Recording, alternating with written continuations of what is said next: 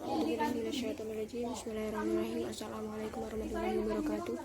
Kami dari kelompok 7 akan mempresentasikan tentang pengukuran dan evaluasi kinerja, yang mana di sini dapat beberapa poin. Yang pertama ada indikator kinerja, yang dimana indikator tersebut adalah sebuah informasi untuk mengakses atau mengukur sebuah kinerja yang ada. Adapun indikator di sini terdapat ada 7 indikator. Yang pertama adalah tujuan. Nah, apa yang dimaksud tujuan? Tujuan adalah sebagai penunjukan arah kemana kita akan bekerja, ke masa yang akan datang. Yang kedua adalah standar. Standar adalah suatu pengukuran apakah tujuan itu sesuai dengan apa yang kita inginkan. Itu yang ketiga adalah umpan balik. Umpan balik ini ya bisa masuk kepada pelaporan antar kemajuan atau kemunduran antara atasan dan bawahan. Nah, untuk apa ini? Untuk mempertimbangkan real goal-nya, tujuan sebenarnya. Untuk yang keempat adalah alat sarana dan prasarana. Ini bertujuan untuk menunjang kemajuan atau menunjang pencapaian tujuan. Yang kelima adalah kompetensi. Kompetensi ini adalah persyaratan utama bagi kinerja, yang mana untuk memajukan suatu perkembangan kinerja yang ada di perusahaan. Yang keenam adalah motif. Motif ini hampir sama dengan kreativitas kinerja untuk membedakan antara perusahaan lain dan perusahaan yang dipunya dan perusahaan dengan yang lainnya. Yang ketujuh adalah peluang. Peluang di sini adalah peluang prestasi bagi kinerja. Untuk prestasi ini apa? Prestasi yang berupa kepuasan konsumen atas produk yang dibuat. Untuk yang poin B adalah standar kinerja. Yang sudah saya sampaikan tadi, standar adalah suatu pengukuran suatu kinerja, pengukuran tujuan apakah tercapai dengan standar tersebut. Ya. Di sini terdapat beberapa standar, yakni sesuai dengan pendapat Sudarmayati dalam buku Bindarinya. Standar kinerja terdapat pertama, yaitu dapat dicapai sesuai dengan usaha yang dilakukan sesuai kondisi. Yang kedua adalah ekonomis, terjangkau. Yang ketiga adalah dapat diterapkan walaupun di kondisi yang berbeda, tapi juga dapat diterapkan. Yang keempat adalah konsisten. Konsisten ini adalah membantu keseragaman komunikasi dan operasi keseluruhan fungsi organisasi. Yang kelima adalah menyeluruh, mencakup aktivitas yang ada. Yang keenam adalah dapat dimengerti. Yang ketujuh adalah dapat diukur. Yang kedelapan adalah stabil. Yang kesembilan adalah dapat diadaptasikan. Ke-10 ada legitimasi atau secara resmi disetujui oleh pemerintah. Nah, adapun poin C adalah konsep dasar pengukuran. Konsep dasar pengukuran di sini terdapat banyak poin juga. Yang intinya adalah dengan adanya konsep tujuan ini memiliki tujuan sebagai mekanisme untuk memberikan penghargaan. Dengan adanya konsep pengukuran ini adalah untuk memberikan penghargaan. Nah, dan juga adanya konsep ini bertujuan juga untuk pengukuran kinerja. Pengukuran kinerja ini berperannya bagaimana? Berperannya sebagai alat komunikasi atau alat manajemen untuk memperbaiki kinerja yang ada di organisasi. Jadi dengan adanya konsep ini untuk mengukur baik atau tidaknya sebuah organisasi, seperti itu. Untuk poin selanjutnya akan disampaikan oleh rekan saya, Mbak Afin, ya. Poin selanjutnya yaitu metode pengukuran kinerja. Nah, metode pengukuran kinerja itu memiliki beberapa metode, yaitu the balance scorecard, bisa disingkat sebagai BSC.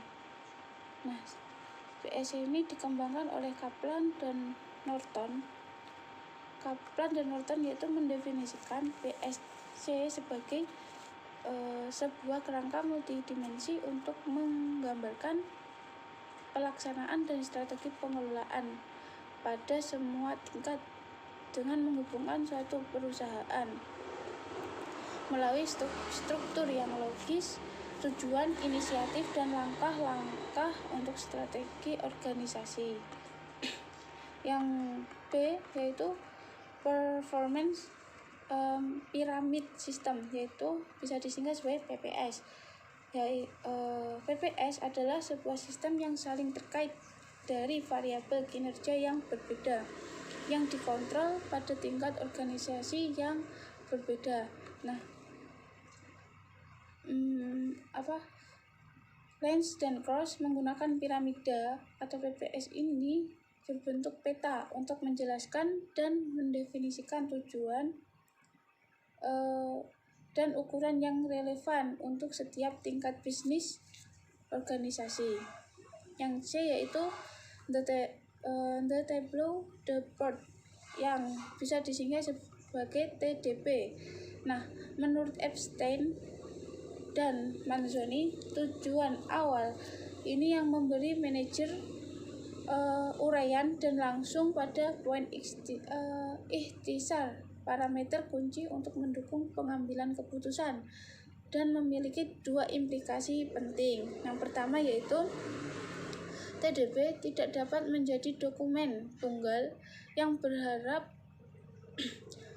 berlaku sama baik untuk seluruh perusahaan. Nah, karena setiap subunit dan pada kenyataannya setiap manajer memiliki tanggung jawab dan objektif yang berbeda. Harus ada satu TDB untuk setiap unit, setiap subunit. Nah, yang kedua yaitu TDBS digunakan untuk perusahaan, tidak boleh terbatas pada indikator-indikator keuangan. Yang D yaitu productivity measurement and enhancement system yang bisa disingkat sebagai PROMES. Nah, PROMES ini adalah metode pengembangan partisipatif untuk sistem manajemen kinerja yang dirancang untuk menjadi metode praktis untuk mengukur produktivitas organisasi. Yang E yaitu activity based costing yang bisa disingkat sebagai ABC. Nah, sebuah pendekatan yang baru untuk akuntansi biaya yang dikenal sebagai activity based costing yang disingkat sebagai ABC ini. Nah, sebagai upaya menyelesaikan beberapa ketidakmampuan fundamental akuntansi tradisional yaitu ABC ini. Yang F yaitu tentang Theory of Constraints yang bisa disingkat sebagai TOC. Banyak peneliti yang menyatakan ada kebutuhan untuk membatasi jumlah ukuran kinerja untuk menghindari informasi yang melimpah. Nah, Goldruff mengembangkan suatu pendekatan yang disebut TOS ini yang muncul pada pertengahan 1980-an. Nah, sebagai suatu proses perbaikan yang berkelanjutan. Untuk poin selanjutnya, poin E yaitu evaluasi kinerja. Istilah evaluasi dapat disamakan dengan penaksiran, pemberian angka, dan penilaian. Nah, evaluasi kinerja sangat penting untuk menilai akuntabilitas organisasi dalam menghasilkan pelayanan publik.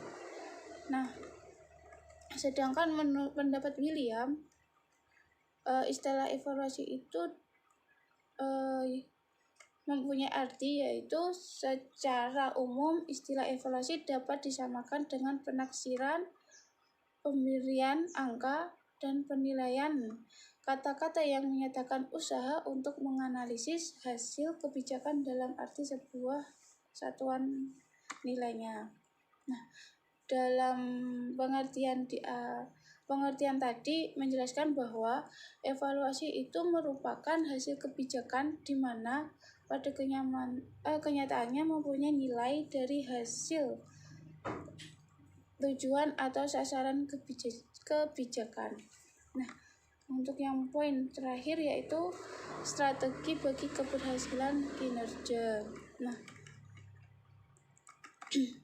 agar suatu organisasi itu bisa bertahan hidup, maka organisasi harus unggul dalam faktor penentu keberhasilan atau faktor yang paling penting untuk keberhasilan organisasi. Nah, faktor penentuan keberhasilan juga berkaitan dengan keempat perspektif yaitu PSC yang disebutkan dan dengan membentuk bagian terpadu dari visi organisasi. Nah, faktor-faktor penentu keberhasilan itu di antara lainnya pertama nilai inti. Nah, dalam suatu organisasi itu harus memiliki visi dan misi. Nah, visi organisasi itu adalah seperangkat nilai bersama yang digunakan untuk memperkuat keselarasan, komitmen, dan pengabdian karyawan serta mempengaruhi perilaku mereka secara positif. Yang kedua yaitu tujuan organisasi. Apa sih tujuan organisasi? Yaitu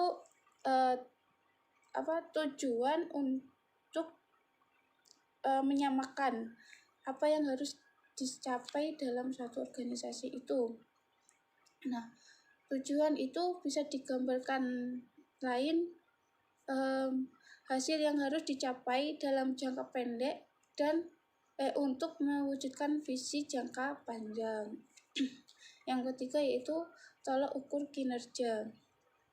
Nah, tolak ukur kinerja itu adalah petunjuk yang berkaitan dengan penentu keberhasilan dan tujuan strategis dan digunakan untuk menilai fungsi sebab prosesnya. Nah, yang keempat yaitu target organisasi. Target organisasi itu memiliki tujuan kuantitatif yaitu sebuah tolak ukur kinerja. Nah, hal ini merupakan nilai yang ingin dicapai suatu organisasi dan perwujudan dapat diukur dengan menggunakan tolak ukur kinerja. Yang kelima yaitu tindakan perbaikan organisasi. Tindakan perbaikan merupakan strategi yang dilakukan untuk mewujudkan misi, visi, dan tujuan organisasi. Nah, mungkin cukup ini yang bisa kelompok 7 sampaikan. Selebihnya yang ingin bertanya dipersilakan.